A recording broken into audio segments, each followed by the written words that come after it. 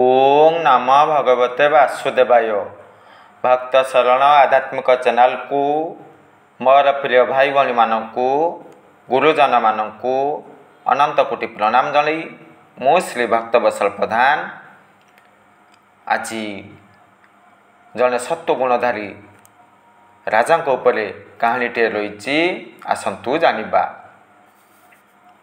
जड़े परम विष्णु भक्त परम दानी राजा थिले। नितिदिन अनेक लोकंकु दान करुथिले। मंत्री बुद्धि प्रयोग कले, हे राजन जदि आपण एभली दान करिवे निश्चित भाव लोक माने अलसुआ होइजिबे, पुणी आपण पाखरे आउ किछि भी रहिब नाही। तेणु आपण नितिदिन 3 जन को दान करंतु। राजा राजी होई गले। ठीक अछि, प्रत्येक दिन रे मु 3 जन को दान करिबी। ताही चलिला। थरे 3 जन व्यक्ति राजा ठारू किछि पाइबा आशारे उपस्थिति जाहिर कले। प्रथम व्यक्ति कहले, मु अतीब गरीब, मोर पुत्र मेधावी अटंती, यथेष्ट धन संपत्ति नहीं, किंबा मोर पुत्र पिछारे अर्थ विनियोग करिबा पई शक्ति सामर्थ्य नहीं। हे राजन आपण कृपा करंतु, कौन कले मोर पुत्र अधिक ज्ञान हासिल करि पारिबे, ए सब कथा कहले। राजा सब किछि सुनिले, आदेश देले एही व्यक्तिर पुत्र को यथेष्ट अर्थ प्रदान करा जाऊ। जेते अर्थ उच्च शिक्षा रे आवश्यकता रही से सबू व्यवस्था करंतु। राजा कर्मचारी को आदेश देले। समस्यार समाधान घटिला। द्वितीय व्यक्तिर पाली पड़िला। से व्यक्ति कहउचंती, मोर जणे पड़ोसी रहिचंती, जड़े पड़ोसी रही ना, दिन रे गीता पढ़ा, संध्या रे भागवत पढ़ा, नाम कीर्तन करवा,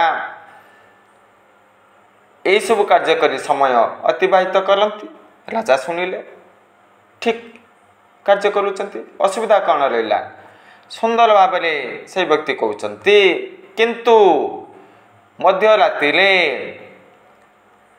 नितिदिन चेष्टा करती मोर संपत्ति को हासिल करने। कौन करती, धीरे धीरे मोर जगह को हरण करती, बाड़ घुंचाती। यही प्रक्रिया चली था। राजा क्रोधान्वित हो गले। अरे गीता पठन करी लाभ कौन, भागवत पठन करी लाभ कौन, जी अन्यर संपत्ति को हरण करे से दोषी, दंड पाइबा दरकार। आदेश देले से व्यक्ति को कारागार रे भर्ती करागला। तृतीय व्यक्ति उपस्थिति जाहिर करते ना, तांकर पाली पड़िला। हे राजन मोर धन संपत्तिर आवश्यकता नहीं, अर्थ नेबा पाई मु ए स्थान को आसी नहीं, मूल्यवान द्रव्य अलंकार सुना ये सब नबा पाई आसी नहीं। राजा पुणी प्रश्न पचारे, कौन पाई आसीच, प्रकाश कर, जहाँ मागिब मु प्रदान करी। हे राजन मोर गोटे कामना रही, आपण मो गृह को गमन करंतु, यह ही मोर कामना रही। राजा हसिले, अरे मु गमन कले तुमर फायदा कौन, मोर किछि लाभ नाही, मु किछि कामना रखी नाही, मु आपणक ठारू किछि पाइबी ए आशा मध्य रखी नाही। आशा ही परम दुखम नैराश्यम परम सुखम। एसबू कथा से साधु महात्मा जानी। मोर किछि भी लोड़ा नहीं, किंतु मोर गोटे कामना आपण मो गृह को आसतु। राजा कौन कहले, हाउ ठीक अच्छे जीवा। से राजा मंत्री कर्मचारी से लोकंक गृह को जीवाई प्रस्तुत हो गले। लोकों को पचारे से लोकर गाँ घर के स्थान रे लोक माने ठीक भाव में बुझीपार नथिले किंबा अनेक लोक जानी नथिले से व्यक्तिर घर केउटे रही। जड़े व्यक्ति कहले, अरे सी तो फकीर, तांकर गृह किछि नहीं। हाँ, गाँ मुंडारे सरू रास्ता रही, गोटे विशाल बटवृक्ष रही, बटवृक्ष रही, से स्थान रे रहती, किछि भी नहीं। पिंधिबाकू वस्त्र गोटे थाला रही, यह व्यतीत तांको पाखरे किछि नहीं। राजा द्वंद्व पड़गले, अरे जार गृह नहीं मु किभली भाव ता निकट को जीवी, मु राजा ना। पुणी पचारि पचारि जिते बड़े से व्यक्ति निकट को पहुँचले, चिंतन कले, अरे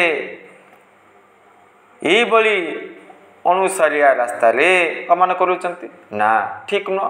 कौन कले, विशाल रास्ता प्रस्तुति करागला। तापर चिंतन कले, अरे मु राजा ना, हॉस्पिटल स्थान रे नहीं, हॉस्पिटल निर्माण करागला। बिजुली संयोग प्रक्रिया आरंभ कले, गोटे पर गोटे प्रक्रिया आरंभ कले ना। तापरे कौन करिवे, पानीय जलर व्यवस्था नहीं, से सबू प्रक्रिया आरंभ कले। शेष चिंतन कले, मु राजा ना, निश्चित भाव विशालमय नगर प्रदान करी। विशालमय नगर प्रदान कले। देखंतु से व्यक्ति किभली भाव लोक मानकर कल्याण घटिब, उपकार पाइबे, चिंतन करी अद्भुतमय द्रव्य मागिथिले ना, कामना रखिथिले। साधु जनक मत जे पर दुखे दुख सही, निजे दुख रे कष्ट रे समय अतिबाहित कले, किंतु एभली मागिले राजा आसिले। राजा आसीबा हेतु रास्ता निर्माण करागला, बिजुलीर व्यवस्था करागला, पानीय जलर व्यवस्था करागला, डाक्तरखाना गृह निर्माण करागला, डाक्तर आसिले, एभली प्रक्रिया चलिला। आमे माने कौन मागू, निजर सुख ऐश्वर्य भोग सामग्री मागी थाऊ, निजे किभली भाव में सुख रही, आनंद रही, यही कामना रखी मागी थाऊ। किंतु से फकीर, से बाबा कौन मागिले, से सत्वगुणधारी कौन मागिले, अन्यर उपकार हो, अन्य माने भलरे रुहतु, यही कामना रखिथिला ना, निजर मध्य उन्नति घटिला। यही सब शिक्षा हासिल कलु। जय जगन्नाथ।